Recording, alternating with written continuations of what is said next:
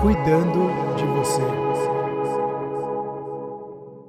Seja muito bem-vinda, seja muito bem-vindo a mais um episódio do canal Cuidando de Você. Eu, Sérgio Bruni, e eu estou me coçando aqui, na verdade, para a gente falar sobre esse assunto que eu achei muito, muito bacana. E eu vou deixar de novo para você, Paula, fazer a apresentação da nossa convidada espetacular que está vindo hoje. Pois é, eu sou a Paula Roche e o tema de hoje é um tema diferente aqui, Muito. que a gente não trabalhou em nenhum episódio de podcast.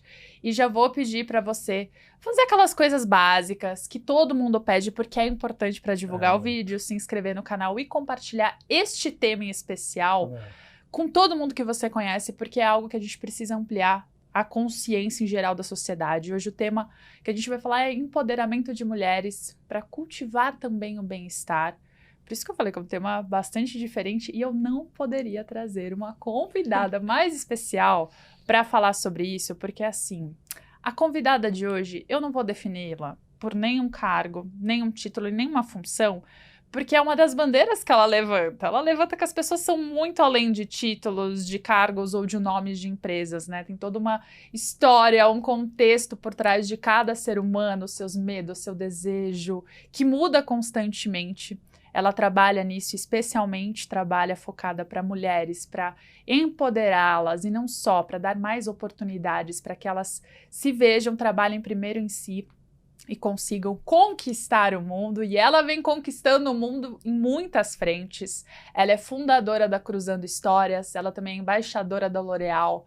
Ela é um ser humano fantástico, mãe do Rafa, que é fofo, eu já falei que ele era... olha, garoto mídia amor, dono das melhores frases e insights, é a Bia Diniz. Bi, muito feliz por você estar aqui. E minha amiga do coração. Amiga, é verdade. É um prazer enorme estar aqui com você, com vocês. Obrigado. Tô muito contente, acho que é um tema que me emociona. É gostoso, nossa, já bati a mão no microfone, já vou tomar bronca ali. Ai meu Deus, já derrubei tudo. Tô muito feliz, acho que estar aqui com vocês, acho que só essa introdução já tem uma sinergia muito grande. Trabalho 5 mulheres, é gostoso te escutar falar sobre mim. Inclusive, outro dia eu vi a Paula se apresentando e eu falei assim, nossa, eu apresento ela muito melhor do que ela mesma. Me dá aqui esse microfone que eu vou te apresentar. Mas estou muito contente, acho que a gente tem uma jornada aí muito parecida, né, Paulinha? Uhum. Estamos construindo a nossa jornada de forma autêntica e vai ser um prazer conversar com vocês. Posso fazer uma pergunta antes para ela? Bia, como que chegou o desenvolvimento da sua carreira até você falar, pô, eu vou focar no desenvolvimento das mulheres, trazer esse empoderamento? O que foi uma dor pessoal? Você viu alguém da família? Como que chegou nisso para você falar, pô, eu preciso trazer essa força para as mulheres? Tá, é algo muito recente. Eu já começo dizendo assim, é muito recente, assim como falar sobre empoderamento de mulheres é algo muito recente. Né? Então, a gente não escutava falar sobre a palavra empoderamento, que agora tá caindo até naquele lugar de, ai, que chatice, de novo e tal. Mas, pô, é muito recente. Então, pra mim também.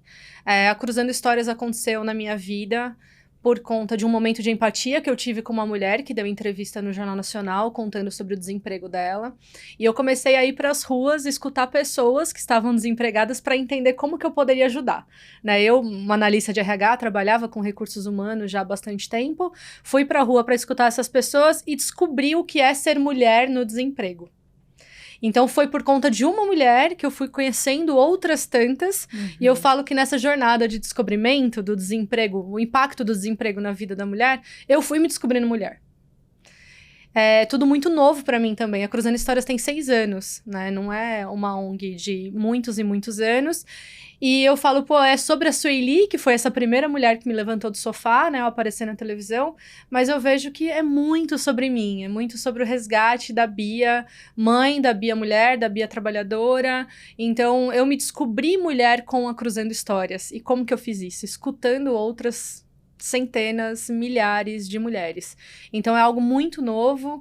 Eu venho de um lugar de muito machismo, né, trabalhei no serviço público por mais de 13 anos, 14 anos, eu trabalhei no serviço público, onde, infelizmente, né, tem uma estrutura bastante hierárquica, bastante machista, e dentro daquela cultura eu tive muitos comportamentos, falas, pensamentos, atitudes machistas também.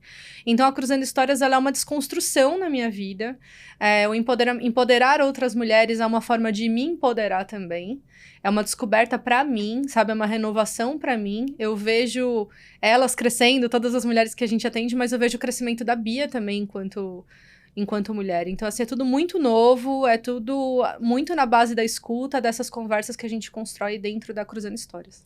E você sabe o que é legal? Eu que vi o acompanhamento, assim, o crescimento da Cruzando desde o começo, porque uma curiosidade é que eu e a Bia, a gente começou a ajudar na mesma ONG, uma ONG de uma amiga nossa, a Mari, que é o Rai África, um jardim de infância que fica localizado na comunidade de Nairobi, no Quênia, e a fundadora brasileira cuida daqui do Brasil.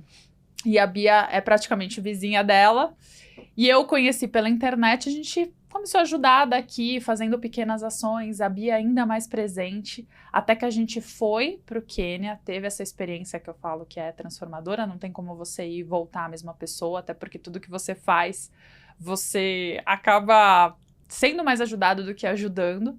Isso foi tão transformador pra gente que a gente voltou com fome de impacto. Então, os nossos empregos, o nosso mundo também não cabia mais. E eu me identifico muito com a Bia, porque a gente tem a mesma idade e a gente acho que voltou com isso, apesar de nunca ter conversado. A gente voltou com essa sensação de que talvez a gente teria um projeto pra chamar de nosso. Foi. E a causa tava só esperando. E foi muito legal que no dia que a Bia viu o Jornal Nacional e viu a reportagem, poderia ter sido um dia só como qualquer outro, batido. Ela poderia só ter ficado muito frustrada, mas ela usou a raiva, a injustiça que ela sentiu para fazer uma transformação.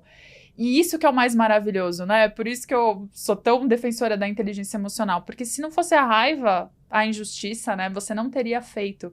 E o seu começo é muito bonito porque você começou de uma forma singela mesmo, né? Colocando uma plaquinha, fazendo o projeto de escutação para escutar as mulheres, ouvir as outras histórias, e a partir disso você foi ganhando informações pelas necessidades que você ouvia, não deduzindo também. Exato, eu acho que tem tudo a ver com a Mari, acho que é importante a gente falar, assim, porque a gente vem do mesmo lugar, né, dessa descoberta do social através do Rai África.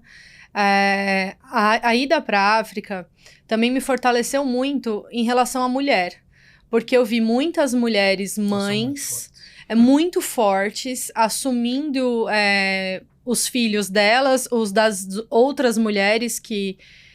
Enfim, tem muito caso de mulheres que são... que morrem, de doenças ou mesmo de violência. E essas mulheres, elas assumem os filhos umas das outras, né? Então, esse foi um exemplo de maternidade bastante diferente do que a gente vê aqui. Acho que nós temos um instinto materno muito aflorado aqui no Brasil, mas lá não é sobre os meus filhos, né? É sobre todas as crianças. As mulheres protegem e vivem muito aquela maternidade coletiva, né? Então, isso também mexeu bastante comigo. Mas a Paulinha também tem muito a ver com a minha história, porque ela sempre falou sobre a gente estar atenta aos pequenos milagres da vida, sabe? Então, sempre olhar pro dia a dia, pras coisas que acontecem ao nosso lado e que muitas vezes passam despercebidas. Eu acho que se eu não tivesse atenta, presente a esse momento da matéria na televisão, no Jornal Nacional, provavelmente teria sido exatamente mais um dia comum, mais uma matéria sobre desemprego, mais gráfico, mais estatística, e eu não teria feito nenhuma mudança. E o outro ponto é esse, assim, acho que um aprendizado que o Rai África trouxe muito forte pra mim, principalmente na ida pro Quênia, é sobre o que a comunidade precisa, o que as pessoas que estão ali no problema precisam. Porque a gente tem a arrogância, né, aqui dentro dos nossos privilégios, de achar que a gente conhece a solução pra tudo. Mas quando a gente pergunta pra pessoa que tá ali sofrendo, que tá precisando, o que ela quer, o que ela precisa, a resposta naturalmente vai ser outra. Então, um dos exemplos que eu tive muito forte, assim, no Rai, acho que vale compartilhar, eu não me conformava que lá não tinha banheiro. Eu não me conformava que na escola não tinha vaso sanitário. Eu falava, pô, mas é um negócio, não tem como comprar, não tem como pôr, tipo, é uma coisa simples, eu pago, eu dou dinheiro. E a Mariana falava, não faz sentido pra eles. Culturalmente não faz sentido. Eu falava, como? Como que usa uma vala, não põe uma privada lá? Meu Deus. Eu achava aquilo o fim dos tempos. E quando eu fui pra lá, eu vi que real tinham outras tantas prioridades que aquilo, tipo, não era um problema pra eles. Então, o social me trouxe muito isso, e aí foi também o que me impulsionou a ir pras ruas com uma lousa perguntando, está sem trabalho? Fale comigo.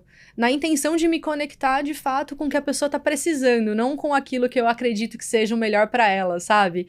Então, essa foi uma descoberta, e foi ali na rua, com essa lousa, que eu descobri o que era escuta empática. Eu nunca tinha ouvido falar em escuta empática, nunca. Eu lembro que uma vez uma pessoa falou, nossa, isso que você faz é escuta empática. E eu anotei, eu corri anotar pra falar, eu tenho que procurar no Google, porque eu nunca escutei essa expressão na minha vida. E dias depois também uma menina falou, nossa, tão lindo, você usa a comunicação não violenta de forma tão bonita.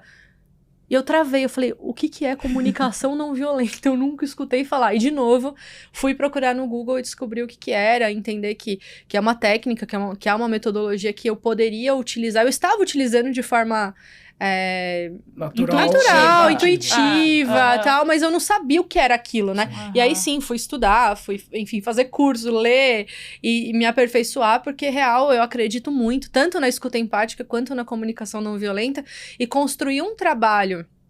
Hoje a Cruzando Histórias é uma ONG que já atendeu mais de 15 mil mulheres. A gente tem resultados, assim, muito grandes. A gente está com um projeto de combate ao assédio com a L'Oréal Paris, que já impactou, que a gente já treinou, né? Ofereceu treinamento aqui no Brasil para 40 mil pessoas em 2 anos. Então, a gente está falando de números grandes, de resultados grandes. E sustentar todo esse trabalho na CNV... é uma coisa que eu falo, caraca, velho, como que eu consegui isso, sabe? Tipo, como que eu consegui construir uma empresa, né? Uma ONG, uma organização social de tanto impacto, utilizando como fio condutor a comunicação não violenta, algo que eu não conhecia há 6 anos atrás, que eu nunca tinha ouvido falar, e que eu acredito que é tão potente e que nos conecta tanto, assim. Então, tem muitos fios aqui que nos conectam sobre vários assuntos, mas é eu queria até isso. fazer uma provocação aqui para quem está assistindo e quem está escutando. Você falou vocês duas falaram de uma palavra muito importante que é a escutativa.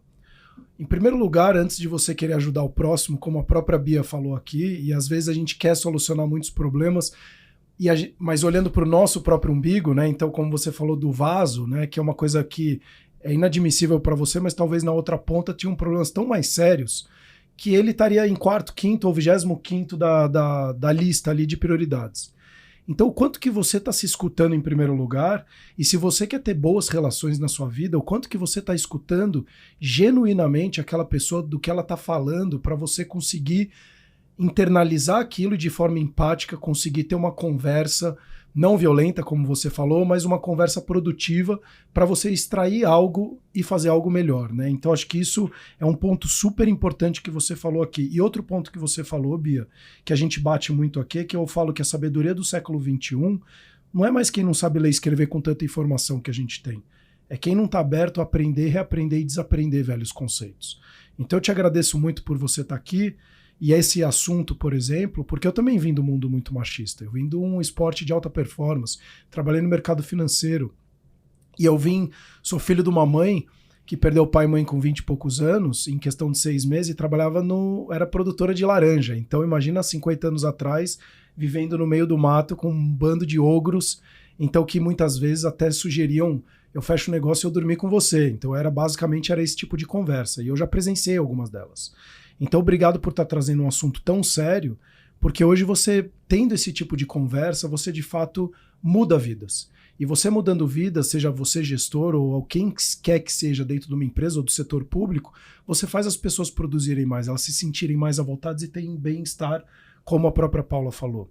E eu queria entender para você, nessa conversa, nessa jornada, mulher no desemprego, o que você enxergou nisso? Você falou mulher no desemprego, eu perguntei e eu vi. O que é uma mulher desempregada? Eu conversei com muitos homens no começo da Cruzando Histórias, né? No primeiro ano, eu saía pelas ruas, então Sai um pouco do roteiro, tá? Desculpa, Paula. Não, eu adoro. Até porque eu também tenho curiosidade de saber essas dores. Porque ela começou com uma lozinha e hoje ela é embaixadora da L'Oréal. Eu não sei se você tem noção. 6 anos é pouco tempo pra fazer isso. E com certeza você só conseguiu porque você fez esse mapeamento assertivo das dores. Exato. Sim. Então, no primeiro ano, eu não saí nas ruas para procurar mulheres. Eu saí nas ruas para me conectar com quem estava desempregado, né? Acho que esse é um ponto. Então, eu conversei com muitos homens, com muitas mulheres. Não sei dizer exatamente proporcionalmente o quanto isso significa, até porque chegou um momento dessa minha jornada nas ruas que eu comecei a me sentir um pouco invadida por comportamentos violentos de homens, e eu tive que começar a fazer algo mais privado, tive que me resguardar mais.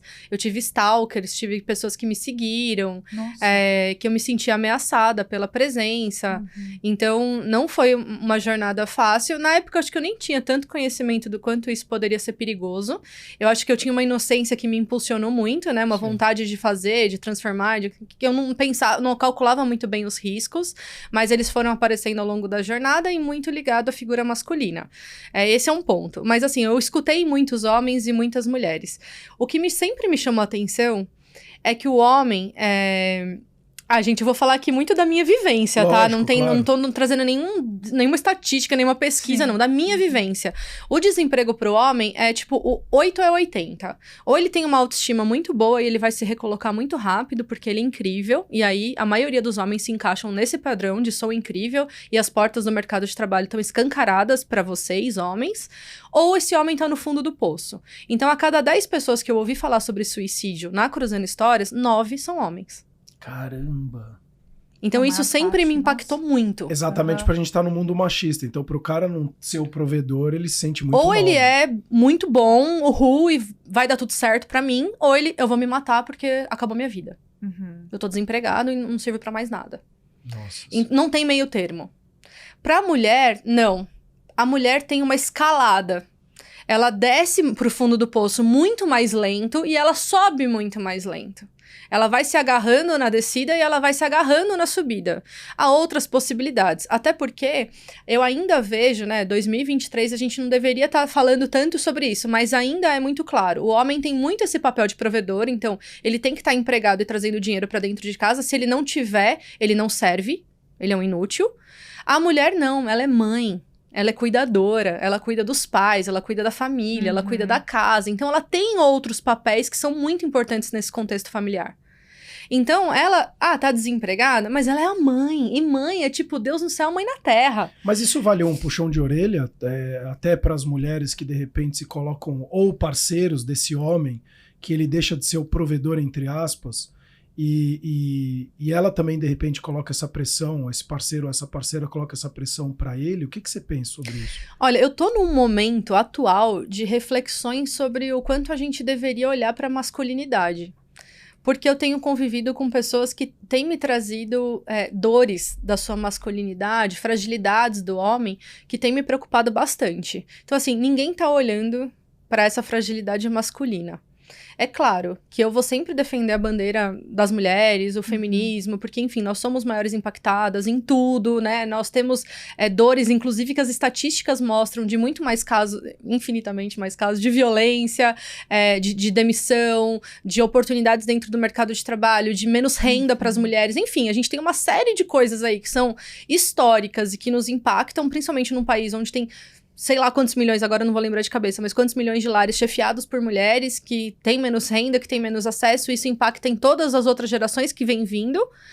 Mas eu também tenho, eu tenho sentido uma luz piscante em relação às fragilidades masculinas. Eu acho que o homem não tem tanta liberdade de demonstrar seus sentimentos, suas vulnerabilidades, porque a sociedade cobra muito dele, uma performance maior, um resultado maior, e ele se culpa e se cobra muito. Então, eu tenho me relacionado com algumas pessoas que eu tenho olhado e falado, caraca, eu nunca tinha pensado nisso.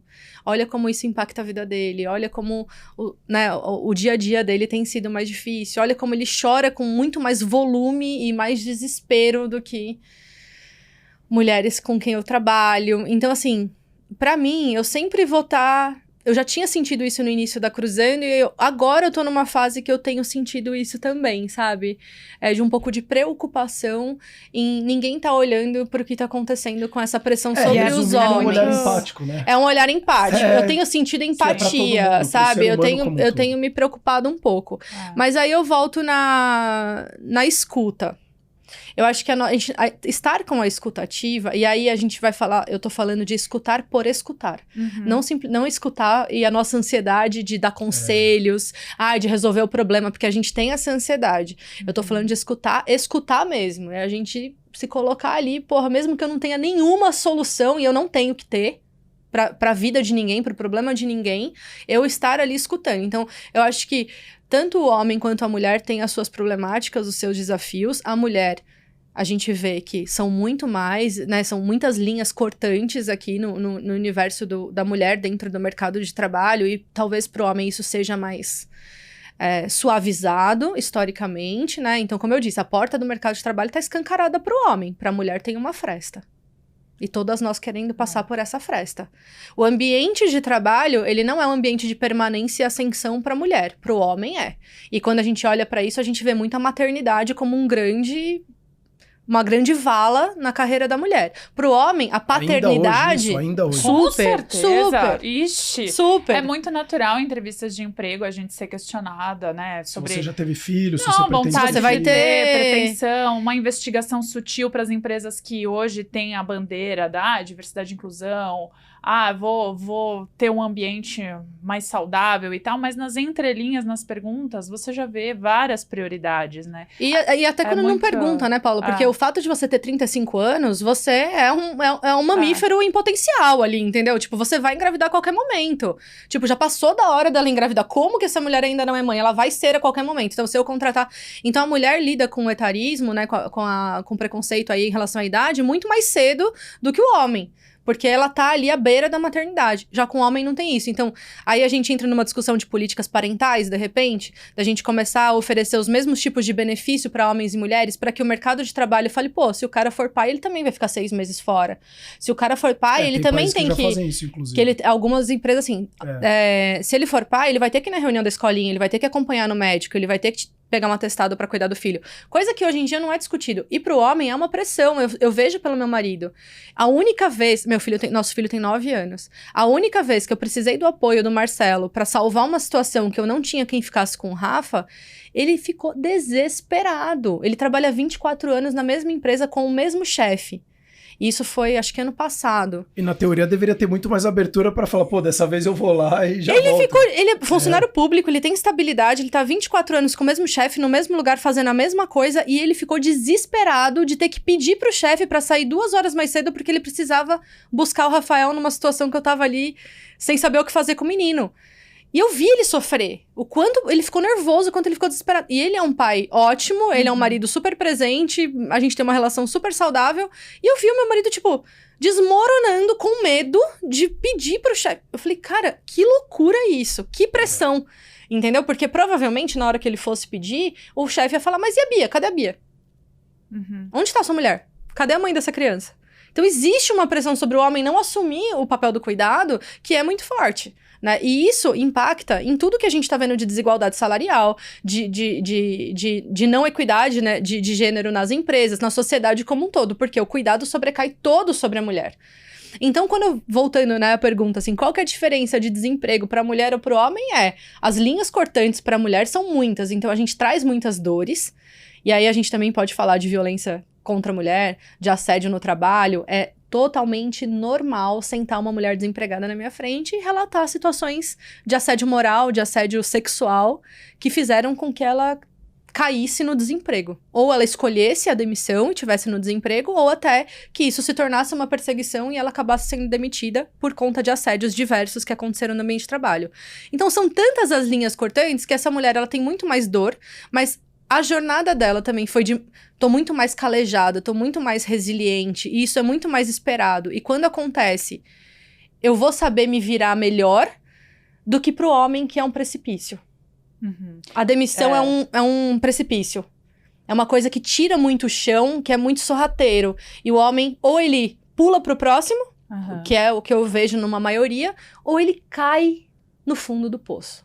E isso é muito preocupante. E a gente já fica, como mulher, esperando alguns cenários negativos. Acho que é o que você falou. Talvez pra gente seja, na maioria, né? Seja mais fácil a gente lidar com algumas coisas, porque a gente já espera. Por isso é tão importante falar sobre isso e trazer pra consciência, porque eu também, quando eu comecei, sei lá, 15 anos atrás a trabalhar, eu não me dava conta de atitudes machistas, de perguntinhas insinuantes em situações que eu não esperava, seja questionando a minha autoridade, ou seja querendo fazer convites provocativos, seja o meu chefe querendo me usar para situações em que eu seria um adorno ali para ele, comunicativo, para ele conseguir o que ele queria. Só que na hora de eu falar, ele sempre se pronunciava antes, o famoso mansplaining. A gente não tem espaço para falar, é só depois do homem.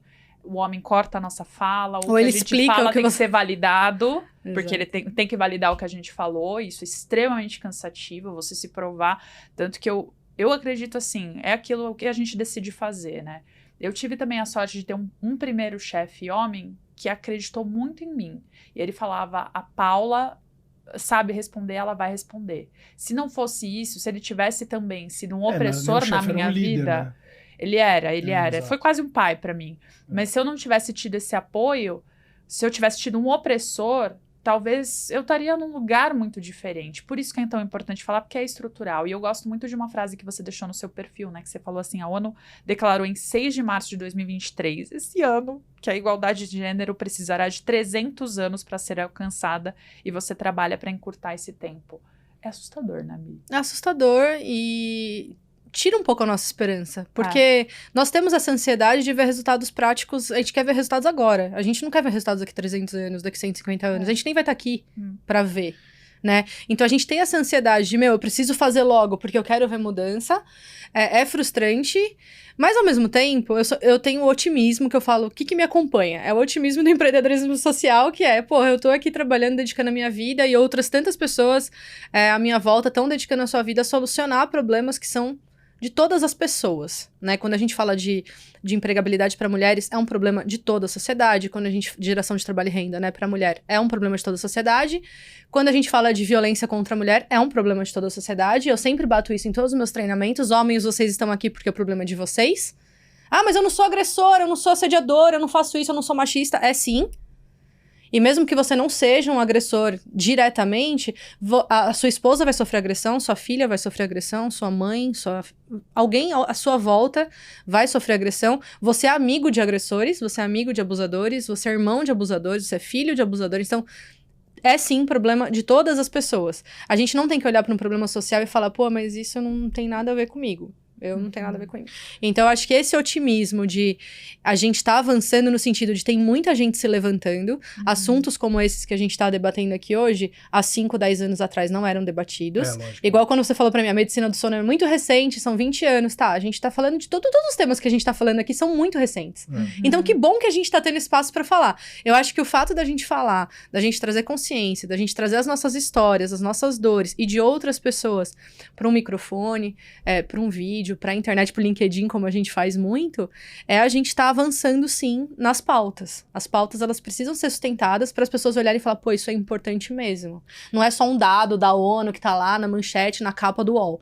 É uma coisa que tá acontecendo no dia a dia e tá impactando diretamente a minha empresa, a minha família. Eu vou trazer algumas coisas polêmicas aqui, tá? Até porque eu já tive esse pensamento machista, eu sou empresário. E quando eu era mais jovem, eu já cheguei a pensar, eu falei, mas pensa na cabeça do empresário, quando eu era executivo, inclusive. Se a mulher engravidar, ela vai ficar 1 ano sem trabalhar, e aí, e a mulher é importante para a empresa e vai deixar de gerar riqueza. Mas aí hoje eu já vejo que você tem outras formas de gerar riqueza que não necessariamente ela precisa estar presente lá 24 horas, enfim. Então, isso é excelente a gente estar falando sobre isso. A gente tem uma questão hoje que a gente quer, como você falou, tudo para ontem. Mas só que o ser humano, ele continua o mesmo ser humano dos últimos 500 anos. A informação e a tecnologia trouxe uma velocidade muito grande para as informações. Então isso a gente também tem que ter um pouco de paciência para entender que é um processo, que não é uma coisa que é que nem apertar o interruptor, ligar e desligar. Vamos todo mundo mudar e agora vamos ser diferentes. Temos que ter uma abertura, temos que começar a falar sobre o assunto. Então, eu queria primeiro entender sobre isso com você, que a gente tem que falar sobre o assunto, a gente tem que buscar a evolução, afinal estamos aqui para evoluir, né, para sair melhor do como a gente chegou, mas que tudo tem um processo, né? Então, se eu pegar meu avô, meu tataravô, ele vai pensar de forma completamente diferente de mim e, consequentemente, da minha filha, que com 4, 5 anos já está falando de não mata a abelhinha porque ela produz o mel e ela pode entrar em extinção. Coisa que uma criança, por exemplo, nem abordaria um assunto como esse, né? Então, o que você também vê sobre isso? Que eu entendo que a gente tem que falar, mas a velocidade, senão a gente vai enlouquecer também, porque como você falou das prioridades. Qual é a prioridade? Não sei nem se qual é a prioridade, cada um tem a sua. mas como que a gente consegue organizar? Porque aí eu ia entrar na minha segunda pauta, que é igualdade e equidade. Hoje todo mundo fala muito de igualdade, e eu acho que igualdade é um assunto delicado. Você ter igualdade, ao meu ver, é você pegar uma pessoa e ter um chart muito legal no LinkedIn, que são as pessoas em pé com um muro, tem um baixinho, um alto, não sei o que, e o muro tá igual para todo mundo. Não, na verdade, a equidade você dá uma cadeira maior para um, o que é mais alto você dá uma menor, e todo mundo conseguir enxergar o outro lado do muro. Então, o que uma coisa, até falando de velocidade das informações e do desenvolvimento do ser humano, também junto com a questão da igualdade e equidade, o que você pensa sobre isso? Bom, o que eu penso que é uma tomada de consciência. Eu acho que o que está acontecendo com a velocidade de informação e tecnologia é nós tomarmos consciência sobre os problemas que nós temos. Eu acho que a gente está conseguindo ter mais acesso, né? Então, hoje, por exemplo, tiraram não sei quantas toneladas de lixo do oceano e foi feito de tal forma. É super impactante. Quer dizer que não tinha toneladas de lixo no oceano há 10 anos atrás? Não, é que agora a gente está vendo em tempo real, via satélite, a movimentação disso. Então, a gente tem acesso, a gente tem consciência do problema. Eu acho que a gente está tomando uma consciência muito grande de vários problemas. E aí, priorizá-los é sempre... É que cada um tem sua agenda, delicado, né? cada um tem a sua agenda. É isso. Eu, por exemplo, assim, quando me perguntam qual que é a causa do momento, eu falo, gente, a causa climática, senão a gente vai entrar em extinção. Mas é LGBT e mulheres. Eu falo, gente, é clima. Né? Tipo, de nada adianta é sobrevivência. LGBT se a gente não... exato. E sempre o mundo vai tender a resolver aquilo que é nosso instinto de sobrevivência. Então, vai apontar. A gente tá vendo tantas discussões, a gente tá vendo um governo, um novo governo federal apontando muito para soluções pro fundo, captando muito recurso pro fundo Amazônia, pensando muito em clima. Tá trazendo outras agendas? Tá. Mas por quê? Porque é sobrevivência. A política, enfim, a economia, ela sempre vai tender à sobrevivência da maioria das pessoas, né? Então, quando a gente está falando de minorias, que são pautas e agendas extremamente importantes, ela vai ter o seu espaço reduzido lá na frente, porque... No capitalismo, a gente vai olhar para a sobrevivência da maioria. Mas eu acho que essa tomada de consciência de que existem vários tipos de problema e são várias as camadas para pensar em soluções, esse é um papel que a tecnologia e a comunicação está cumprindo muito bem. A gente está tomando uma consciência muito grande. E aí, quando a gente vai falar de equidade, não tem como você falar de equidade sem uma tomada de consciência, de entender que não estamos todos nós partindo do mesmo ponto. E que todo mundo está no mesmo barco, como muitas vezes fala. Não tem um que tá no iate, tem um que tá num botezinho, tem outro que tá nadando, e todo mundo na tempestade. Eu acho que isso é tomada de consciência. Então, a gente falar sobre os grupos minoritários, enfim, eu acho que trazendo um ponto da política, né? A posse do presidente esse ano, para mim, foi muito impactante e emocionante a cena da subida lá em Brasília com pessoas, com grupos minoritários representados. Então, a gente tá olhando para isso. Significa que o governo vai conseguir defender e avançar em todas as agendas? Provavelmente não. Principalmente por ter 4 anos de governo ali garantidos. Pode ser que não, mas mostrar que, esses problemas existem, essas pautas existem, essas agendas são importantes e estão sendo olhadas pelas políticas públicas, isso é muito importante. Então, acho que a gente falar desse tanto de problemas e o que é prioridade, cada um vai ter a sua visão de prioridade, né? Não vou ser eu, vou ter uma resposta. A minha causa é pelas mulheres. E aí tem todas as suas transversalidades, né? Todas, a raça, violências, enfim. Isso em todas as pautas e agendas. Mas eu acho que essa tomada de consciência, ela é muito importante. E eu até queria, você comentou no meio da sua pergunta, né? Sobre a maternidade e tal. Por que as empresas ainda não olham a maternidade, esse processo de a mulher vai ficar 1 ano fora, como uma oportunidade de desenvolvimento humano? Porque a minha maternidade, tanto o início ali, né, o gestar, o parir, os primeiros meses do bebê, como eu já sou mãe há 9 anos, eu não sou uma mãe novinha, uma mãe que tá, né, com 2 anos ainda dando peito, eu sou mãe há 9 anos. O desenvolvimento que isso trouxe pra minha vida e pra minha carreira, eu tenho certeza absoluta que escola, faculdade nenhuma e nenhuma possibilidade de trabalho me traria. Então a gente tem uma possibilidade de desenvolvimento humano através da maternidade e da paternidade que não é discutido, que tipo, ninguém olha pra isso, assim. O quanto eu mudei... que é extremamente fundamental, inclusive para as próximas gerações que vão conduzir as empresas. Então, se o pai e a mãe estiver presente, vão criar pessoas muito mais com uma autoestima maior, pessoas mais capacitadas, mais confiantes para gerir essas empresas, gerar mais emprego e desenvolver cada vez mais. E só sabe quem tem. Porque hoje eu falo, cara, como que ninguém olhou para... E eu mesmo, ignorante, porque isso é ignorância, né? Você ignorar a verdade ou a realidade, é você não ter esse tipo de informação. E hoje eu olho e falo, não, a mãe teve filho, pelo amor de Deus, você tem que dar muito valor para essa mulher. Porque eu vejo minha mulher como que foi ter filho, então assim, você fala... é tapar o sol com a peneira, né? E é muito louco, eu acho assim muito contraditório. Muito. Porque nós somos muito apaixonados pela nossa mãe, pelo nosso pai, né? Tipo, por muitos anos da vida são os nossos heróis, eles são incríveis e tal. Eu sei que isso também pode cair no lugar de privilégio, que muita gente não tem essa figura, né, de heroísmo, principalmente em relação aos pais, mas vamos partir do princípio de que pai e mãe são os nossos 2 grandes guias na vida, e aí quando a gente entra no mercado de trabalho, a gente desvaloriza todas as mães e pais de outras pessoas. Verdade. Pô, minha mãe é incrível, minha mãe é sensacional, a melhor pessoa da face da terra, mas toda mulher que chega aqui, que tem a possibilidade de ser mãe, ou que acabou de ser mãe, pra mim não tem valor nenhum.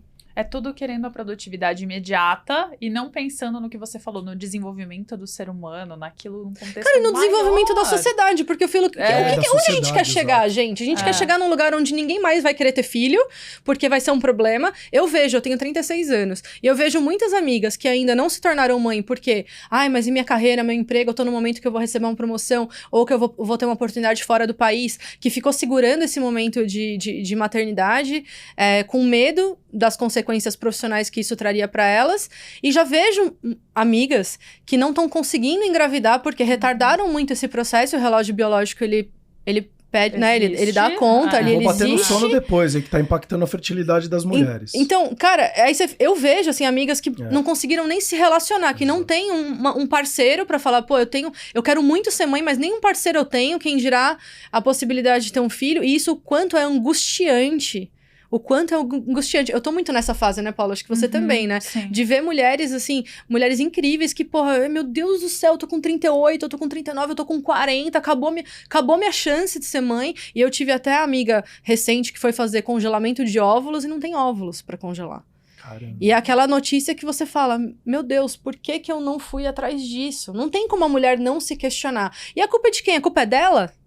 Porque tem isso, né? Tudo a culpa da mulher. Sim, não, mas ela que quis. Ela que escolheu.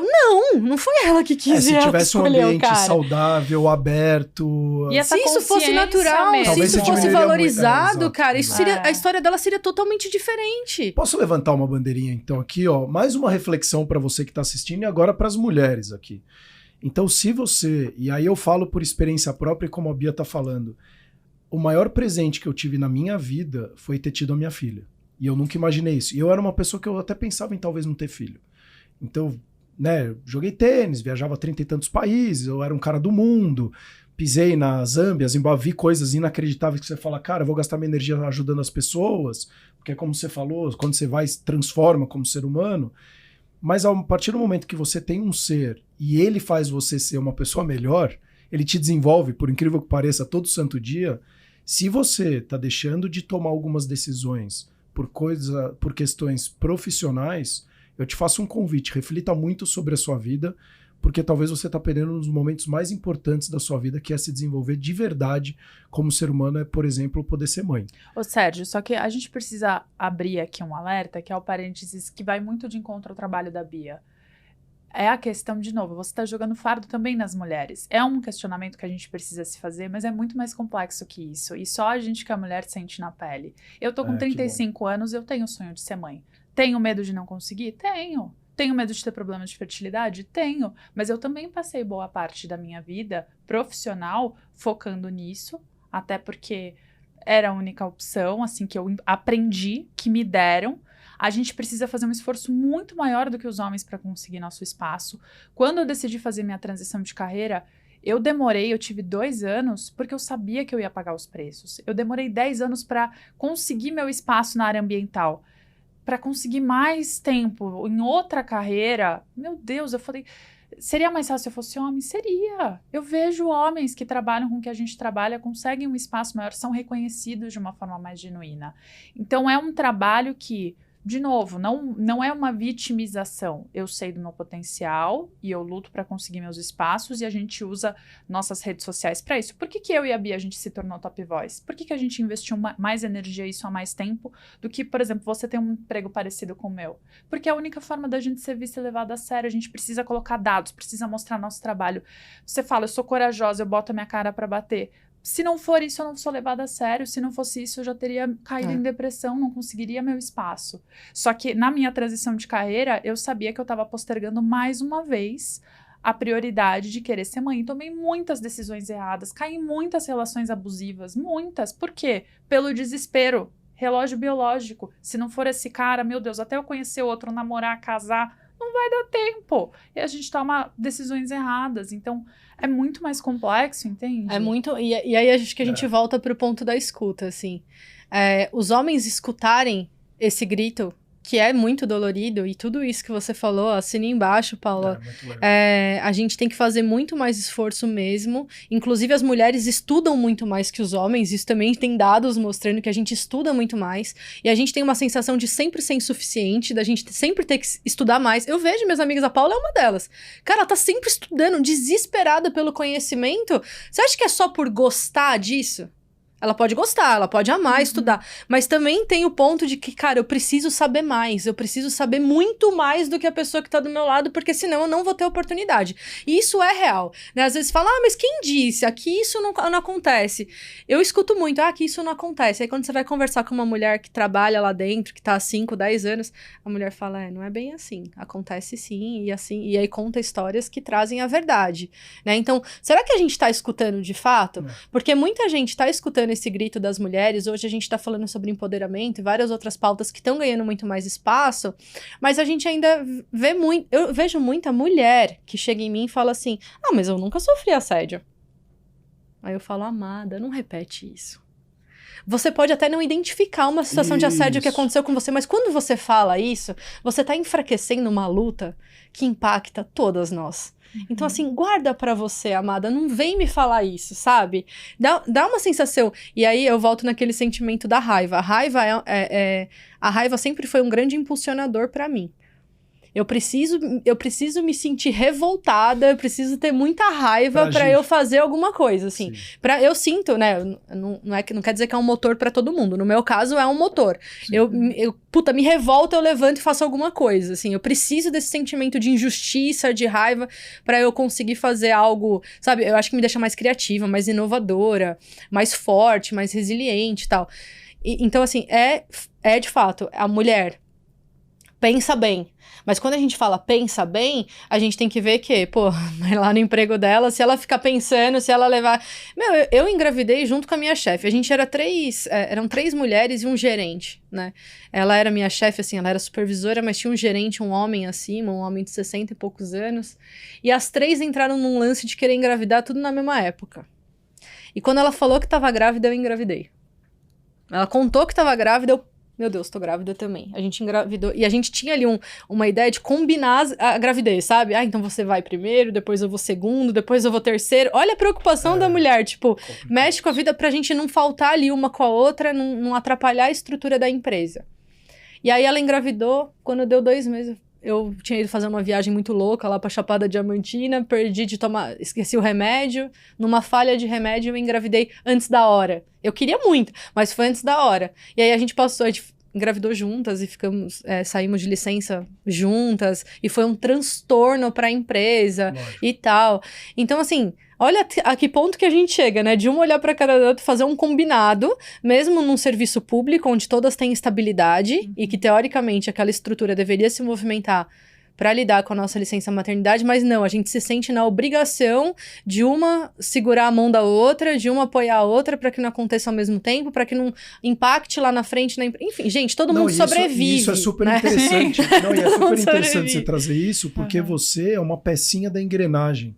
E, na verdade, você que tem que pensar, você que tem que organizar, você que tem que mobilizar a engrenagem toda para que ela dê suporte. Na verdade, já deveria vir naturalmente esse suporte para essa pecinha, né? A gente é o problema, entre aspas, com e a gente tem que pensar na solução. Tipo, a gente tem que ser o problema e a solução, cara. O marido dela... Ninguém tava preocupado com isso. Perfeito. Ninguém tava, cara. A gente só tava transando, entendeu? Tipo, pra eles estavam transando. Ah, se rolar, rolou, que bom, filhinho, gostoso, lindo. Enquanto a gente tá, tipo... Minha carreira, não sei o quê, meu departamento, vai faltar gente, vai ver aquilo. Então a gente fica muito ali preocupada e tensa em contar. Eu lembro, eu muito tensa pra contar pro meu gerente, porque a Fabiana tinha acabado de contar. E aí, como que eu ia contar também? Entendeu? Tipo, que merda que eu fiz? Mesmo eu querendo muito e ter condições de engravidar naquele momento.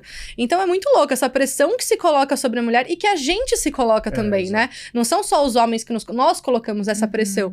Então eu acho, sim, que é um problema de todo mundo. É um problema de todas as pessoas. Eu falo, esse é um problema, cara, que todo mundo devia estar preocupado com isso, não só as mulheres.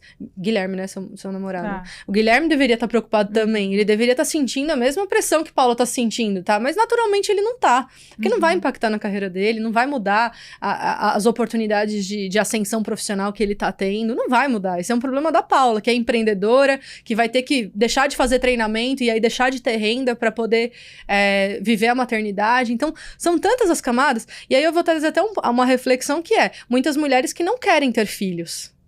Não querem ter filhos. Que é cada vez mais comum. Que é cada vez mais comum. E que, cara, eu entendo super. Eu era a pessoa que quando alguém falava, alguma amiga minha falava, porque eu sempre fui louca pra ser mãe, gente. Perguntava quando eu era criança, o que você quer ser quando crescer? Eu respondia que eu queria ser mãe. Eu não pensava profissionalmente, eu pensava que eu queria ser mãe. E hoje eu era revoltada. Quando alguém falava, não, eu não quero ter filho, Deus me livre de ter filho, eu achava aquilo horrível. Falava, meu Deus, como assim? Ai, credo. Eu me distanciava da pessoa. Como que uma pessoa não quer ser mãe, que é a melhor coisa do mundo? Hoje eu entendo completamente, gente. Ser mãe vai sobrecair todo o trabalho sobre você. É um amor maravilhoso, é uma experiência incrível, fantástica, transformadora. E eu sou completamente apaixonada pelo meu filho, pelo meu maternar. É tudo fantástico? É. Eu tenho uma família estruturada, eu tenho um marido presente, que é um pai presente. A minha mãe mora comigo e tá lá agora. Pra eu estar aqui, a minha mãe tá lá com meu filho.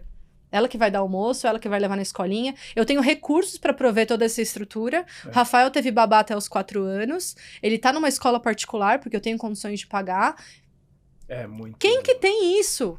Quando eu vejo uma amiga minha falando assim, eu tô pensando em engravidar, e eu sei que a mãe dela mora em Ribeirão Preto e ela aqui em São Paulo, eu já fico desesperada. Eu já fico, ai meu Deus, minha amiga, tem certeza? Tem certeza que você quer engravidar? Porque, olha, uma mãe nessas horas faz muita falta. Ou uma amiga que não tem a mãe, que não tem o pai por perto, que não tem estrutura familiar, eu já fico...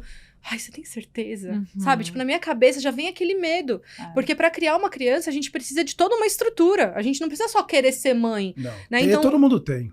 Então, hoje, quando eu escuto... Por exemplo, meu irmão não quer ser pai. Tudo bem, ele tem 25 anos, isso pode mudar, tal. Mas ele tem um discurso ali... Deus me livre, eu não quero ser pai. Eu só me relaciono com menina que não quer ser mãe também, que não pensa nisso, porque eu não quero. Pode ser que um dia mude? Pode ser, né? Ele tem aí muitos anos de vida pela frente, se Deus quiser. Mas eu compreendo ele também, entendeu? Porque, de fato, ele fala, se for pra ser pai, tem que ser um pai presente, tem que ser um pai legal, tem que ser um pai amoroso, tem que ser um pai cuidadoso. E, pô, eu tenho outros sonhos pra minha vida. Então, assim, hoje em dia, a gente tá podendo pensar nisso com menos culpa. Hoje a gente tá podendo falar sobre isso, não quero ser mãe, não quero ser pai, com menos pressão. Coisa que até pouquinho tempo, gente, fala uma mulher lá, não quero ser mãe. Deus, nossa, ela ia ser eu crucificava essa mulher. Hoje eu entendo, porque eu falo, cara, as mulheres, e o mundo tá ficando doente, né? É doido você falar, cara, vou ter mais 2, 3, 4 filhos. Dá medo do fala, futuro, com esse mundo louco. Eu tenho pra mim, chega uma mulher na Cruzando Histórias, desempregada. A mulher começa a contar a trajetória dela. Sou mãe, tenho 2 filhos, um tem 5, outro tem 3. Eu acabei me separando do meu marido na pandemia. Essa mulher não vai arrumar emprego. Tá? É você olhar e você oferecer o acolhimento para essa mulher, você vai oferecer escuta para essa mulher, você vai oferecer apoio psicológico, eu ofereço todos os meus serviços.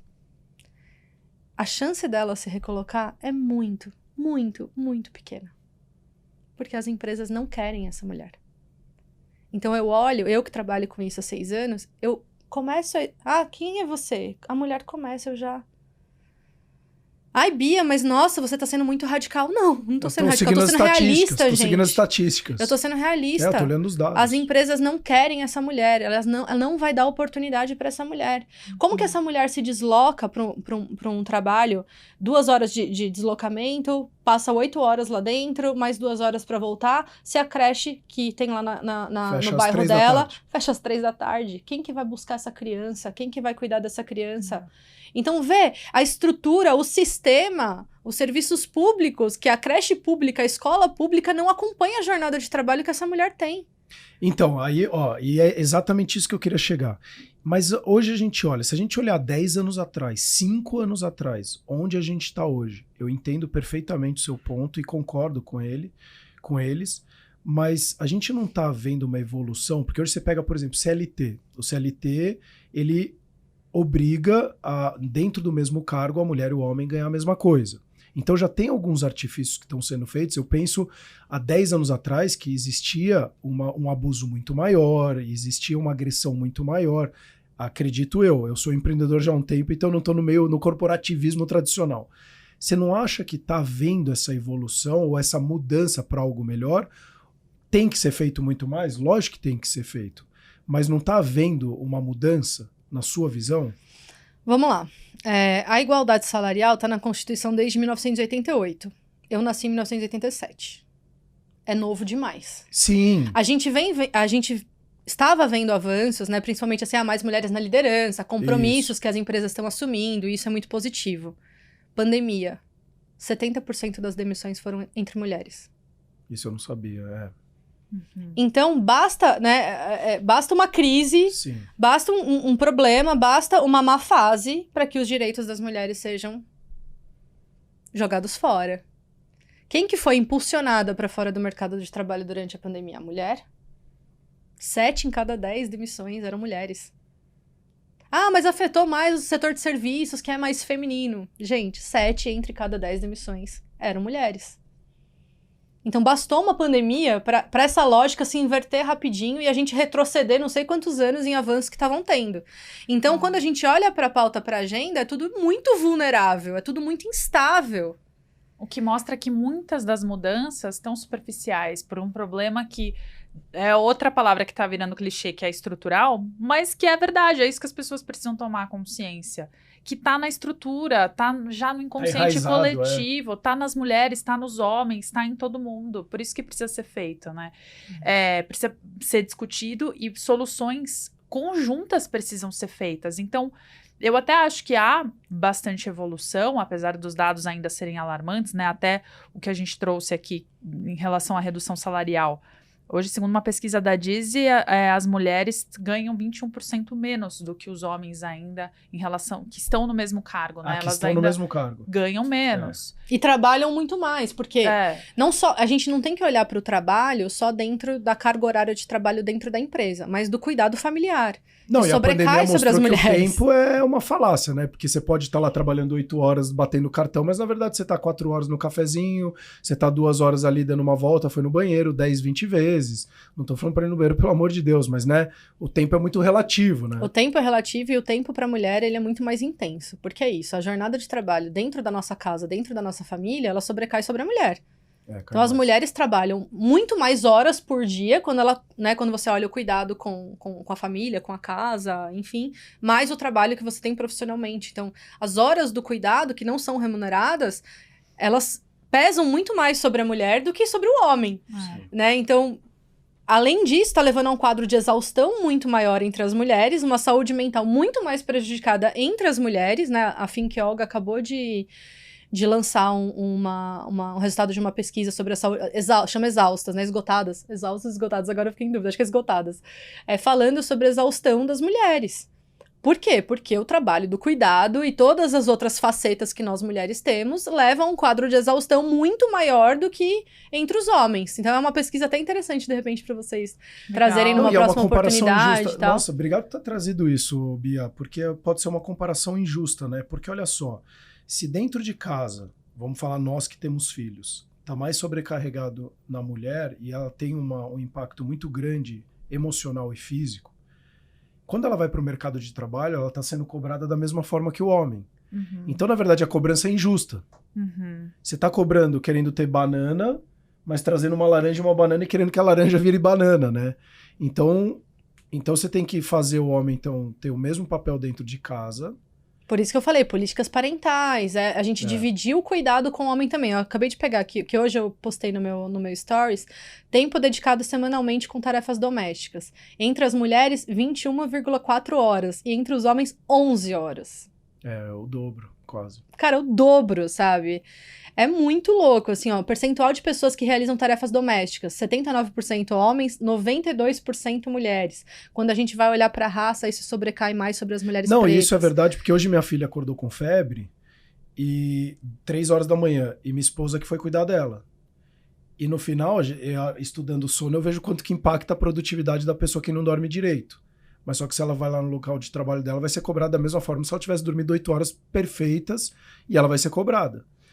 E eu vejo muitas vezes, eu coloco até de uma forma egoísta, e obrigado de novo por essa reflexão, que é assim, pô, à noite eu preciso descansar, para eu poder performar o meu melhor. Mas só que ela também precisa performar o melhor dela. Nossa, você pegou num ponto, porque eu lembro que a gente trouxe um convidado aqui. E obrigado, de verdade, obrigado mesmo, porque isso já foi discussão pauta dentro de casa e eu falava, não, mas é tudo igual, e não é igual, é que nem a moça falou que nunca foi abusada e eu não falo com meu pai há 22 anos, eu fui ver na terapia agora, 1 ano atrás, que eu tinha uma relação abusiva e eu não sabia.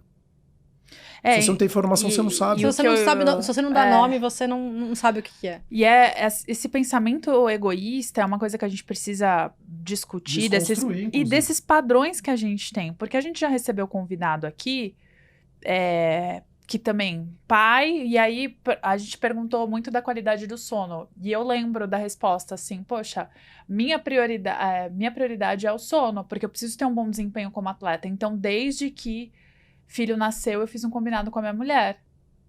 Ela cuida à noite, se eles acordam, ela cuida, porque eu não tenho condição.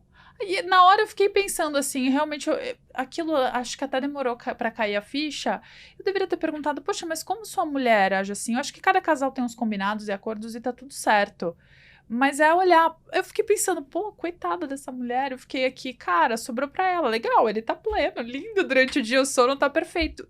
Porque a gente sabe, você sabe quanto que o sono impacta a saúde mental dela? Ela ainda vai ter que cuidar de dia dos filhos, ela vai ser a mãe chata, porque ela tá com menos paciência e mais estressada, com a carreira indo por água abaixo, pra dar suporte pra ele. Então, são fardos que a gente precisa falar, porque a gente não se dá conta, a gente tá muito acostumado a esse papel. Foi um combinado que, inclusive, eu fiz com a minha mulher.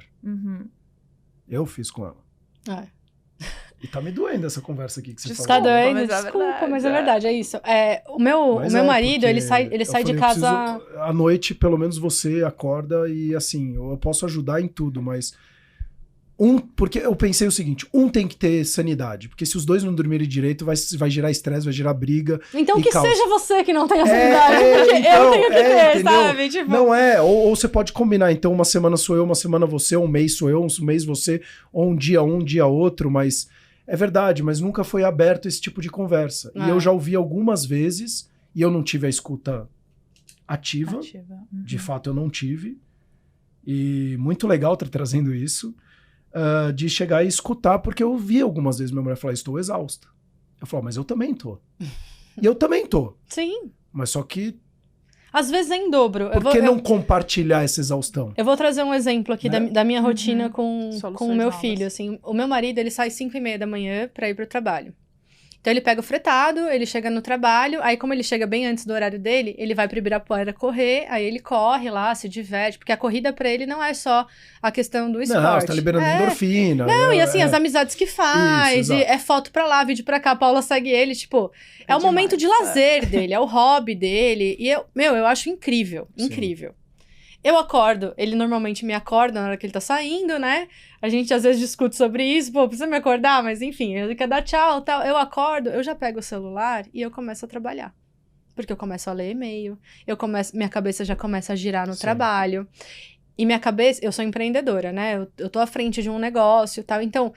Cabeça de empreendedor não 24 para, horas, é não. 24 horas. Então, acordei, estou trabalhando. Isso. Então, eu já começo a mexer no celular e a fazer coisas. Ali eu já emendo com o Rafael levanta, aí eu vou arrumar a cama, aí eu vou, né, ele vai no banheiro, aí eu tenho que fazer o café da manhã. Só que eu tô trabalhando enquanto isso também. Lógico. Então, a minha jornada é dupla ali. Não é que, ela tá cuidando e não tá trabalhando. Não. Empreendedora trabalha o tempo inteiro. Então, enquanto eu tô fazendo um ovo mexido, eu tô falando com alguém no WhatsApp e resolvendo alguma coisa do trabalho. Enquanto eu tô fazendo almoço, eu tô ouvindo um podcast E a teoria que eu é preciso linda, né? aprender E a teoria sobre é linda. aquilo. Vamos viver o momento presente. Uhum. Mas aí tá tudo sobre as suas costas. Como que você Exato. vai viver o momento eu falo, presente nossa, com o filho, como que eu vou estar com a conectada comida? com aquilo? Exato. Não O meu tem filho é como. super viciado em tela e pra mim é uma culpa muito grande. Então, quem sente a culpa sou eu, porque quem fica vendo ele o dia inteiro na tela sou eu. E aí, quem tem que dar café da manhã, arrumar a cama, colocar o uniforme, levar pra escola, buscar na escola, fazer lição de casa, né? É quem tá ali em casa naquele momento. Eu tô trabalhando também, mas eu estou em casa, então o cuidado sobrecai sobre mim. Então eu tô muitas vezes, no mesmo momento, fazendo 2, 3, 4 tarefas pra dar conta do que precisa ser feito, enquanto o meu marido está só trabalhando.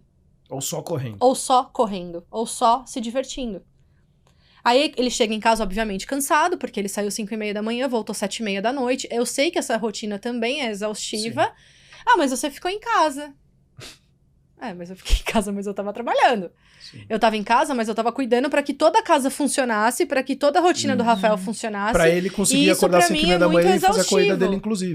E às vezes ele fica assim, você tá indo dormir muito cedo. Ele me cobra muito, porque eu tenho sono cedo, eu acordo cedo, né? Então Sim. eu tenho sono cedo. Ele me cobra muito do horário que eu tô indo dormir, assim, mas eu quero ficar mais com vocês, eu quero curtir. Eu fico assim, mano, eu faço um esforço pra ficar na curtição dele, assim, que eu fico... Pra mim, tem dias que, assim, ele tá lá, ele gosta... Ele é muito carinhoso, muito presente. Ele gosta muito de fazer massagem, ele faz massagem no meu pé todos os dias. E aí, mulheres, desculpa de estar falando isso, mas de fato ele faz.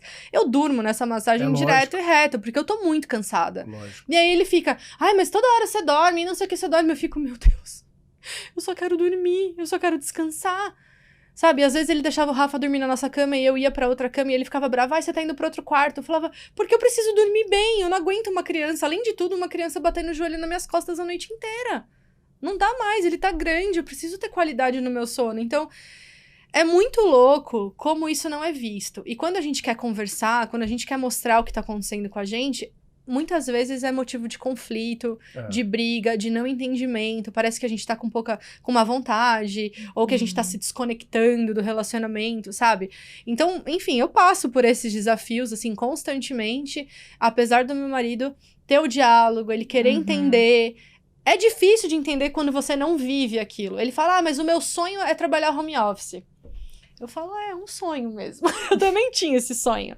Só que hoje em dia, esse sonho é trabalhoso pra caramba. Mas para uma pessoa que, inclusive, faz atividade física, gosta desses momentos, você fazer o home office, ele não ter socialização, tudo, cara, você começa a entrar numa deprê sinistra muitas vezes também. Real. Então não é tão simples assim. Não é tão simples. E aqui não estamos criticando maridos, mulheres, muito pelo contrário, é só a gente fazer reflexões de como é o nosso dia, como a gente consegue fazer o nosso dia ser mais saudável, né, de alguma forma. E conversar, Isso. né? E Agora, equilibrar, porque se a gente não espaço, equilibra em casa, eu falo assim, gente, tudo bem, a culpa é do governo que precisa adotar leis e medidas e punições, etc. Precisa deixar tudo mais rigoroso?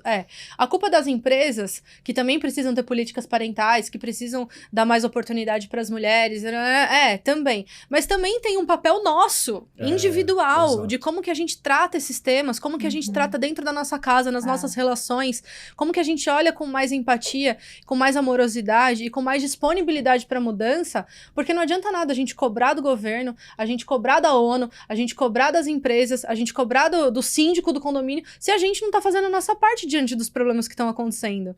Né? Esse então, é um ponto fundamental. Será que a gente não tá cobrando mais dos outros, porque cada vez mais a gente tá fazendo menos? Sempre estamos. Uhum. É Porque aí você muito vai mais cobrar do outro, fácil porque você tá cobrar na zona de outro. conforto. Porque quando eu falar, se eu não cobrar de você, a pergunta é, o que você vai fazer a respeito?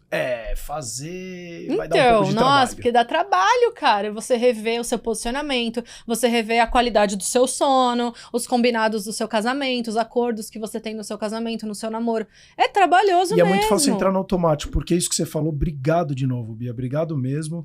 Várias vezes quando eu via a minha mulher e falava, eu dentro de mim pensava, não, tá bom, não sei o quê, mas na verdade eu não tava ouvindo, e tava, nossa, como ela é chata, ela só reclama. E na verdade, ao invés de eu olhar e falar, por que será que ela tá falando tanto isso? E eu já ouvi também... Porque eu vou ter que fazer, eu vou ter que mudar, eu vou ter que refletir, né? E aí Sim, é comigo dá a coisa. trabalho. Exato. E aí, voltando pro desemprego, o que eu vejo muito? A mulher desempregada, ela tem muito mais tempo, ela tá muito mais a favor ali do cuidado com a casa, com a família e tal. E o homem, no seu lugar de provedor, quando essa mulher tem um relacionamento, né? Porque muitas vezes não tem. Mas vamos supor que tenha. E esse homem é o provedor. Esse homem cobra da mulher que ela esteja sempre bem, sempre disposta, porque você não tá fazendo nada. Você tá desempregada. Você tá desempregada. Você passou o dia inteiro em casa e você tá cansada à noite? Eu passei o dia inteiro em casa cuidando da casa, dos filhos, da roupa, né, pra você chegar e aqui tá tudo certo, eu trabalhei, ralei o dia inteiro. E esse homem, porque ele tá fora de casa 8, 10, 12, 14 horas, trabalhando, ele se sente no direito de, eu estou cansado, você não deveria, porque você tá aqui sem fazer nada, você nem trabalha. Mas então convidou as mulheres a falar assim, pô, mas você só tava trabalhando, você tava 8 horas só trabalhando, por que você tá cansado também, né? É uma um situação, ponto difícil. É um ponto difícil. E não é pra ter conflito, muito pelo contrário, é pra refletir e falar, pô, dá pra ser muito melhor, né? Eu acho que essa posição também de competição que ainda acontece muito entre os casais, não é sadia, porque não é pra ser uma competição. Até tem muita gente que olha pro feminismo com maus olhos, achando que é uma competição. Na verdade, a gente só quer os direitos que vocês têm. Não é uma competição, não é que a gente quer ser melhor. A gente só quer os direitos que vocês têm. A gente sabe das diferenças. Inclusive, o feminismo não impede da gente reconhecer homens e mulheres são diferentes. Biologicamente são. Existem particularidades. Até a questão biológica nossa. A cobrança sempre vai ser diferente em relação a vocês. E por isso que nos contextos, acho que isso precisa ser visto. Até pra gente caminhar, infelizmente, pro nosso final e te perguntar em relação às soluções. Porque você trouxe muito até, né, Sérgio, dessa evolução.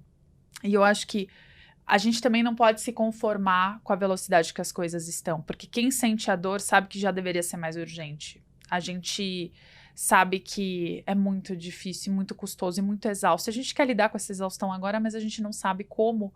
Até quando eu vi que você fez o seu intercâmbio, né, Vi? Você conseguiu tirar isso e eu sei que foi um ato, você compartilhou nas redes sociais o quanto que foi penoso para você. Primeiro, lidar com a culpa de ficar longe pela primeira vez do seu filho, investir esse tempo em você, no seu conhecimento, se afastando das suas atividades principais de empreendedora, porque não se afastou inteiramente. E você compartilhou em vários momentos que você fechou os melhores negócios, teve os melhores insights, porque você conseguiu ter tempo para parar, refletir sobre a vida, contemplar, descansar, coisa que há muitos anos você não fazia. E é onde a criatividade acontece, né? Coisa que eu nunca havia feito. E isso nunca me inspirou muito. Assim. E eu falo, eu trabalho com isso e eu trabalho ajudando as pessoas a não terem burnout e eu preciso me cuidar diariamente porque empreender é muito difícil e a gente está vivendo muitas outras lutas, inclusive a da mulher. Então, eu sei que você já voltou para sua rotina e a gente estava compartilhando aqui. Que triste, né? Lágrimas. Como tentar encontrar o equilíbrio. Por isso que essas causas são urgentes, né? E o que você que está mais de perto, até no seu trabalho hoje da L'Oréal, o que você veja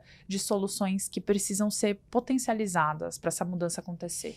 Eu fui fazer meu primeiro intercâmbio, acho que é um bom ponto pra gente falar. Eu nunca havia feito, nunca tive a oportunidade de estar na Europa, nunca tinha feito uma viagem nesse porte, foi a primeira vez. Foi planejado em relação a tempo, mas também em relação a investimento financeiro, que eu nunca tive condições de fazer. Não é que eu não tinha o sonho de fazer, eu tinha, mas eu não tinha condições financeiras. Eu me questionei muito sobre, nossa, meu Deus, vou fazer isso com 36 anos? Será que eu já não tô velha demais? Como que vai ser pro meu casamento? Como que vai ser pro meu filho? Como que vai ser pra minha empresa eu me afastar? Porque eu ainda sou muito a minha empresa, e minha empresa é muito de mim. Então foram muitos questionamentos, mas foi aquele ato de coragem de falar, não, eu tenho que ir, né?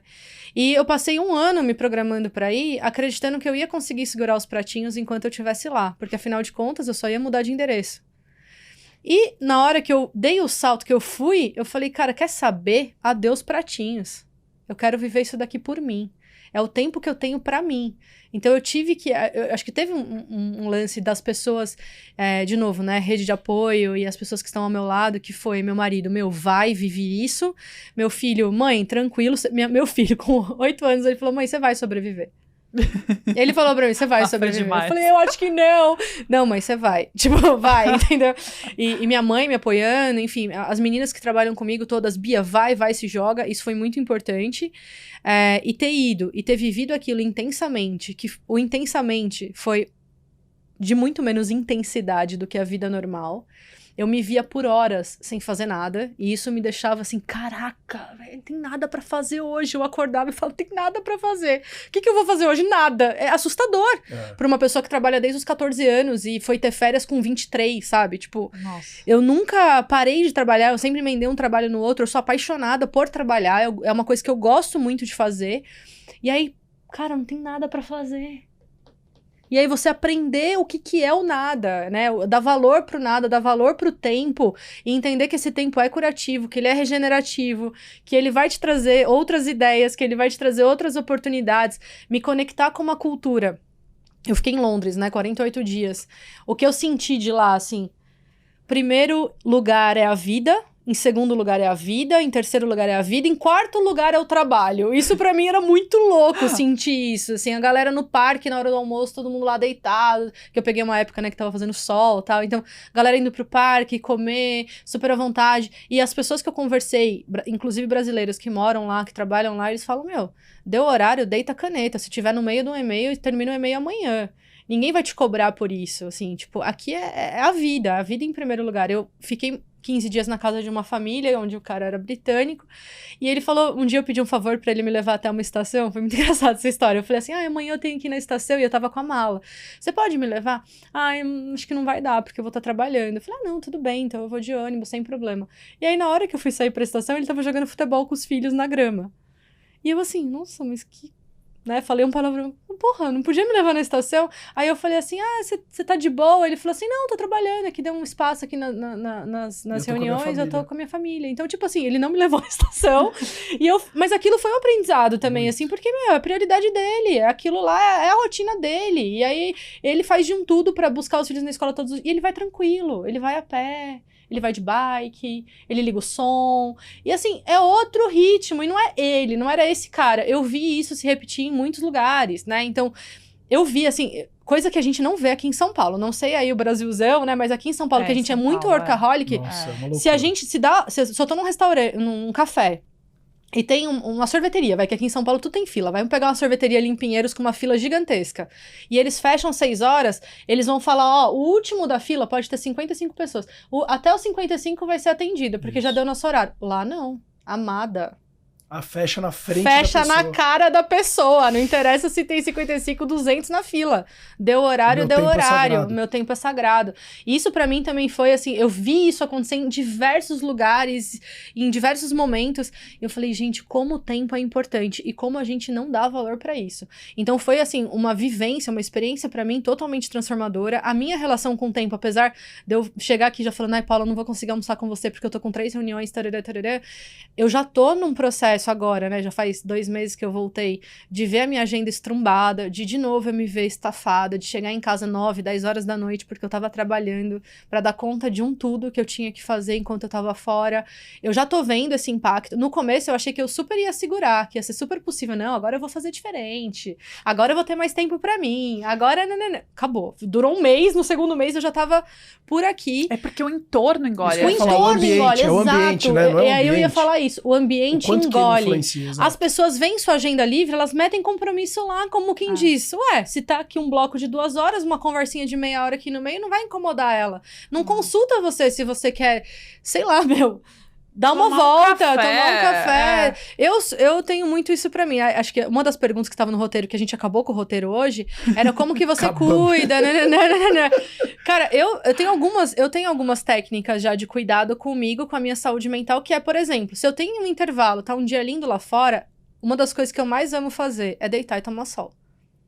Então eu vou lá, boto um biquíni, deito e tomo sol. Se eu tenho 30 minutos, falo, 30 minutos, mas vai passar protetor, vai pôr biquíni.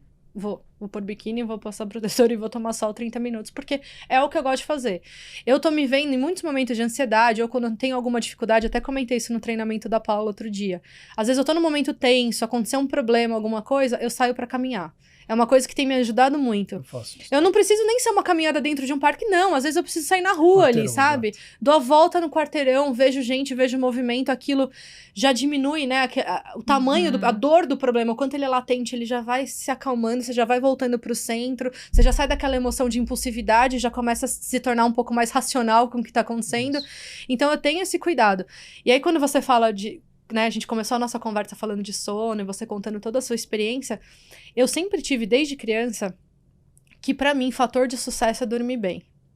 Porque eu vi meu pai, durante toda a minha infância, meu pai sem dormir.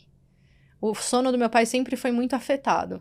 Meu pai sempre foi um cara cheio de problemas, empreendedor, com muitos desafios, muitos problemas financeiros, muitos problemas de relacionamento, né? Meus pais se separaram 4 vezes, então eu tive uma infância muito conturbada por conta dos dois empreendendo e dos dois se desentendendo muito, e o sono do meu pai muito impactado. Meu pai com insônia, meu pai acordando muitas vezes à noite pra beber água, ir no banheiro, enfim, as desculpas que a gente arruma, né? Porque eu tava com sede, eu tava com vontade de ir no banheiro. Sim. Meu, essa não é a raiz do problema, né? Não é a raiz que tá te fazendo levantar ali. Então eu sempre tive pra mim, eu quero dormir tranquila. Os meus problemas, eles são resolvidos antes de dormir. Eu não sou uma pessoa que arrasta problemas nas minhas relações, no meu trabalho. Se aconteceu, eu prefiro conversar agora, porque eu falo, se isso vai tirar meu sono, é caro demais. Então eu sou muito resolutiva na minha vida. Porque eu penso, eu quero deitar e dormir tranquila. Se algo for tirar o meu sono, cara... Porque é o meu fator de sucesso. Eu não vejo sucesso como dinheiro, eu não sou uma pessoa ambiciosa em relação a dinheiro, mas eu sou ambiciosa em relação a dormir bem, a tá tranquila, a estar ali, sabe, de acordo com vivendo de acordo com os meus valores, com os meus princípios, e deitar e dormir, pra mim é resultado, pô, eu tive um dia bom. De você estar em paz com Eu tô em paz comigo, Uhum. com as minhas escolhas, com o que eu tô fazendo, porque eu deito e durmo. E eu sou uma pessoa que durmo bem. Eu não sou uma pessoa que durmo muito, igual tem gente que fala, acordei 10 horas da manhã. Eu fico, gente, eu nunca acordei 10 horas da manhã. Esse negócio de dormir 12, 14 horas nunca foi pra mim. Eu tenho a minha quantidade de sono, eu gosto de dormir 10 da noite e eu acordo 6 da manhã. É a minha... Impecável. E delícia, melhor, gente. né? Desde que eu pedi demissão da minha antiga empresa, onde eu trabalhei por 10 anos, eu nunca mais usei despertador. E eu falava, cara, eu não uso, porque eu tenho um despertador biológico, que é a minha vontade, o meu sono reparador veio, eu tô tranquila, eu vou despertar naturalmente. Que delícia. Quando eu vejo, e meu marido, coitado, usa despertador, né, pra não perder a hora, acorda muito cedo. Eu acho aquilo terrível, tocar aquele despertador, assim. Eu não escuto. Você não escuta? Não escuto, cara. Nossa, de vez em bom. nunca eu escuto, assim, sabe? Mas eu falo, pra mim é um privilégio da vida empreendedora, porque tem a parte boa, a gente não pode ficar só falando mal, Sim. que é a gestão do tempo. Exato. Uma das coisas é nunca mais ligar o despertador, porque a hora que eu acordar, eu vou levantar e vou tocar minha vida e tá tudo bem. Então eu durmo bem. Eu gosto de dormir e pra mim é fator de sucesso. Sempre que me perguntam, já me perguntaram em outras entrevistas, o que é sucesso pra você? Pô, sucesso pra mim é dormir bem, essa é a minha resposta, vocês vão ver aí em vários lugares eu falando isso. E daí, por acaso, tem a ver com o que a gente tá conversando hoje. Então eu gosto de assim, pô, eu tenho um dia bom, eu tô em paz comigo, eu durmo bem. Se alguma coisa não tá legal, é fato que eu vou acordar no meio da noite, que eu vou acordar preocupada, ou que eu vou ter um pesadelo, né, que eu vou ter ali uma sensação ruim, vou acordar desconfortável, dolorida. Então, pra mim, o sono, ele é fator de sucesso, sabe? Olha, inclusive, pô, espetacular, assim, obrigado. Não, obrigado de verdade, de coração, muito, muito obrigado. Que bom, por vários ensinamentos. Mas, inclusive, a gente tem dentro da plataforma, a gente não só tem um aplicativo, a gente está desenvolvendo também uma solução com acompanhamento para poder ajudar não só as pessoas, mas também as empresas a terem sonos reparadores, porque, de fato, as pessoas estão deixando de sonhar e tomando muito medicamento. E os medicamentos estão destruindo a vida das pessoas. Não sou contra o medicamento, mas desde que você precise tomar. Senão vamos ficar tomando aspirina, vamos engessar o pé, porque vai que eu quebro o pé. Então a gente tem que saber tomar boas decisões. E como eu sempre falo, vá atrás de boas informações para você tomar boas decisões. É muito, muito importante. Cara, o prato mais do que cheio, tá transbordando aqui, de verdade. Não, e eu tô aqui pensando, gente, a gente não falou nada sobre violência contra a mulher, assédio, que a gente tava pensando. Eu volto aqui numa outra Eu oportunidade. ia falar, vamos fazer a parte gente. 2. Vamos Acho fazer que a parte vale muito 2, a pena, porque a Bia tem muita coisa Eu pra quero só ensinar fazer e uma pra pergunta, contar. desculpa. O quanto que é importante, você falou de ambiente, a rede de apoio, quanto que ela é importante? Boa. Total, acho que a gente falou muito. Porque a gente falou no total, episódio anterior cara. sobre rede de apoio. E a rede de apoio, às vezes a gente coloca muito, a rede de apoio é família, né? É mãe, é marido, parceiro, pai, não sei o quê. A rede de apoio também pode ser amigos, né? Exato. Eu tô com uma amiga que a mãe dela tá enfrentando uma batalha contra o câncer, assim, bem, bem difícil e tal. E ela é filha única, o pai dela já é bastante idoso. E como é interessante ver a rede de amigos, né? A rede de apoio de amigos que se formam em volta, né? Como que a gente consegue ali minimamente oferecer cuidado, oferecer vizinhas. Eu tenho 2 vizinhas fantásticas, assim, que, cara, tudo, eu falo, elas são meu tudo. Quando a gente acabou de passar por um processo que a gente morava de aluguel e pediram a casa, né, pra vender. E eu falei pro Marcelo, não dá pra pôr na conta, porque a gente tava lá, será que dá pra gente comprar? Não dá. Eu falava, como que a gente põe na conta a Ellen e a Juliana? Porque pra mim, elas são mais do que família, porque são 2 pessoas que eu posso contar com elas pra tudo, cara. Então, elas entraram. Então, assim, minha rede de apoio entra na minha conta até numa decisão se eu vou mudar de casa ou não. Porque são as pessoas que estão ali à minha volta, que eu sou rede de apoio pra elas também, mas que elas são uma rede de apoio importantíssima pra mim, e que não tem laço de sangue, mas são rede de apoio, se fizeram rede de apoio. Então eu acabei de passar por um processo de, vou comprar a casa, e uma das coisas que a gente pensou é, como ficar sem a Ellen e a Juliana? Eu não consigo ficar sem elas. Porque elas são minha rede de apoio, e eu sou a rede de apoio delas. Então olha que louco, como isso impacta, né? E é isso, às vezes a gente pensa, precisa ter mãe, mas às vezes dá pra você criar a sua rede de apoio através das pessoas que estão de fato interessadas na sua vida, disponíveis pra sua vida, e que você tá disponível, né? Naturalmente a gente se torna disponível pra elas também. Então, e esse é um ponto importante, porque muita gente, eu vejo muita gente reclamando, inclusive pra mim, eu tenho dificuldade de fazer amigos, ou de ter uma rede de apoio às pessoas, eu não consigo confiar, eu dou muita... Não é. Eu falaria assim, olhe melhor pra você o que você tem disponibilizado pras pessoas, porque pela minha experiência, quando você entrega o seu melhor, é genuína, é vulnerável, a rede de apoio é criada naturalmente. A gente vê entre a gente, né? Mesmo a gente sendo ocupada, doida, a gente tentando arranjar espaços para se falar. Você sabe que se você me manda uma mensagem pedindo ajuda, eu vou dar um jeito, assim como eu sei de você. E essa disponibilidade recíproca é uma coisa que não tem preço, sabe? Não, e tá super alinhado com seus princípios e valores, né? Se você tá alinhado com eles, provavelmente você vai encontrar pessoas parecidas com você nesse aspecto, que é o que realmente importa, né? Então, vá atrás de boas relações, elas são fundamentais, inclusive, para ter boas noites de sono e ter sucesso, porque, como já dizia velhos estudos, e a Paula fala muito sobre isso, um dos momentos quando perguntam para as pessoas, né, no leito ali, o que é sucesso ou felicidade para você é ter boas relações, ou relações de qualidade. Porque é isso que a gente vai levar na vida. São os lugares que a gente visitou e as experiências que a gente teve. Né? Bi, muito obrigada por essa experiência que a gente teve hoje juntas. Realmente vai ter que ter uma segunda parte. Parte 2 para falar sobre violência contra a mulher. Vamos combinar? Vamos combinar, que acho que também é muito assunto. Compartilhe esse episódio. Acho que boa parte dessa criação de consciência que a gente falou tanto aqui começa com ações simples, não precisa ser complexo, você não precisa, de repente, eu vou inventar um treinamento da sua empresa. Vai ser ótimo se você conseguir, inclusive, chamar a Bia. Até quero que você, na finalização, fale sobre o seu trabalho da L'Oréal, porque você permite isso, até disponibiliza isso de forma gratuita. Então, é possível sim. Começa já compartilhando esse episódio, conhecendo o trabalho também da Bia nas redes sociais, divulgando isso, porque é muito importante. Onde as pessoas podem te encontrar? Pessoas! Aonde? Bom, no LinkedIn, Bia Diniz, provavelmente eu vou aparecer ali em primeiro lugar, né? Sou Top Voice Equidade de Gênero. A Cruzando Histórias é uma ONG de empregabilidade para mulheres, mas a gente trabalha através da promoção da saúde mental, emocional, geração de trabalho e renda, né, inclusão produtiva e também enfrentamento às violências de gênero, que são muitas. E um desses trabalhos que eu venho fazendo assim de forma muito apaixonada, muito comprometida, é o trabalho como embaixadora da L'Oréal Paris, né, no combate ao assédio e outras violências contra a mulher aqui no Brasil. É um trabalho que a gente vem fazendo com a L'Oréal já há 2 anos, acabamos de renovar contrato. A L'Oréal oferece um treinamento gratuito para empresas no combate ao assédio. Então, se você está escutando e faz sentido levar para sua organização, eu tenho certeza que faz sentido, pode entrar em contato com a Cruzando Histórias, cruzandohistorias.org, o nosso site. Se você conhece uma mulher que está desempregada, que está precisando de algum suporte em relação ao desemprego, à recolocação profissional, os nossos serviços são totalmente gratuitos. Nós temos aí diversos projetos com empresas também rolando, acontecendo e prestes a acontecer. Então, indiquem o nosso site, cruzandohistorias.org. Vem conhecer um pouquinho mais sobre a gente. É isso, muito obrigada. O trabalho é fantástico. Acompanho o Crisando Demais. Histórias. Eu sou uma grande fã. E Bia, até o próximo episódio. Hein? Com certeza, gente. Contem comigo. Cuidando Bora. de você. Não deixe de cuidar de você, hein? Boa. Nossa, demais. Obrigado. Obrigada, Bia. Muito obrigada. Obrigada.